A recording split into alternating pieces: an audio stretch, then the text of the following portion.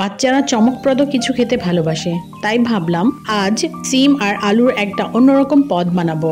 সিম আলুর পাতুরি। প্রথমে একটা কড়াই নিয়ে তাতে পেঁয়াজ কুচি, কাঁচামরিচ কুচি, আদা বাটা, রসুন বাটা, হলুদ, মরিচ গুঁড়ো, জিরা, লবণ আর তেল একসঙ্গে ভালো করে মেখে নিলাম। এই মশলার মিশ্রণেই আজকের পাতুরির আসল স্বাদ লুকিয়েছিল। এরপর এর মধ্যে টাটকা সিম আলু যোগ করলাম। হাত দিয়ে সব কিছু ভালোভাবে মাখিয়ে নিলাম যেন মশলা ঠিকঠাক মিশে যায়।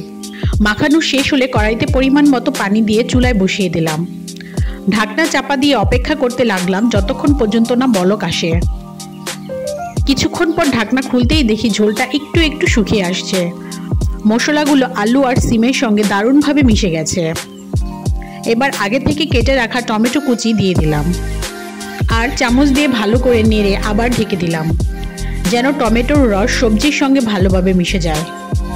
ধীরে ধীরে ঝোলটা ঘন হয়ে এলো। মশলা পুরোপুরি সিম আলুর গায়ে মাখা মাখা হয়ে গেল। বুঝতে পারলাম আমার পাতুরি তৈরি হওয়ার সময় হয়ে এসেছে। শেষে এক মুঠো ধনিয়া পাতা ছড়িয়ে দিলাম আর নেড়ে চেড়ে নামিয়ে নিলাম গরম গরম সিম আলুর পাতুরি। ততক্ষণে বাচ্চারা প্লেটে গরম ধোয়া ওঠা ভাত নিয়ে অপেক্ষা করছিল। পাতুরি পরিবেশন করতেই সবাই খুশিতে চোখ বড় বড় করে বলল, ও এটা তো দারুণ হয়েছে।